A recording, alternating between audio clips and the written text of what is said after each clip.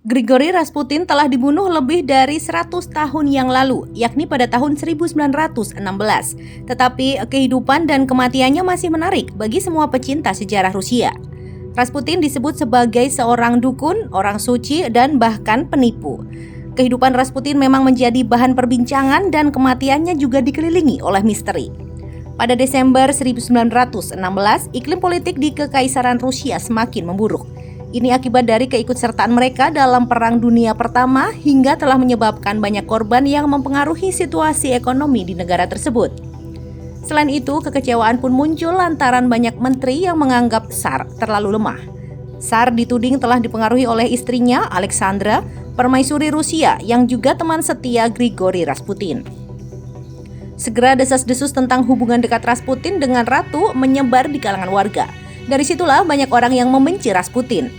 Di antara mereka yang membenci Rasputin ialah Pangeran Felix Yusupov yang menjadi suami Putri Irina, keponakan dari Nicholas II. Dia berkoordinasi dengan Grand Duke Dmitry Pavlovich, anggota lain keluarga kerajaan, dan politisi monarkis Vladimir Puriskevich untuk membunuh Rasputin.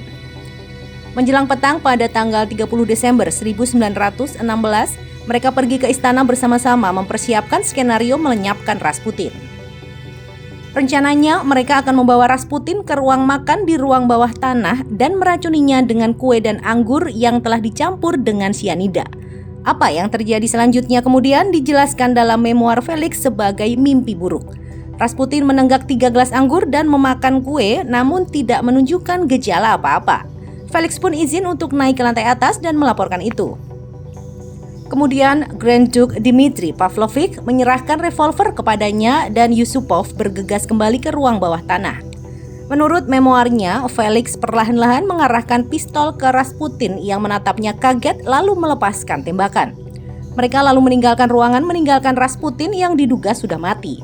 Namun Felix ingin kembali untuk melihatnya.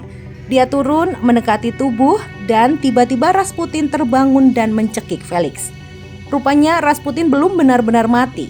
Felix pun berusaha melepaskan diri kemudian melarikan diri dan pergi menaiki tangga. Rasputin pun mengikuti. Puriskevich berlari keluar dari istana melalui pintu belakang dan melihat Rasputin berlarian melintasi halaman. Dari memoar Yusupov, tampak bahwa Puriskevich menembak 1 kali, meleset dari sasaran lalu mencoba lagi dan meleset lagi. Adalah peluru ketiga dan keempat yang berhasil mengenai kepala Rasputin hingga jatuh di salju. Suara tembakan di halaman istana menarik seorang polisi yang sedang bertugas di dekatnya. Yusupov menulis surat kepada ratu bersumpah bahwa dia tidak ada hubungannya dengan kematian itu, namun semua sia-sia. Felix diasingkan untuk tinggal di desa. Itu adalah hukuman ringan dibandingkan dengan Grand Duke yang dikirim untuk bertugas sebagai tentara di Persia.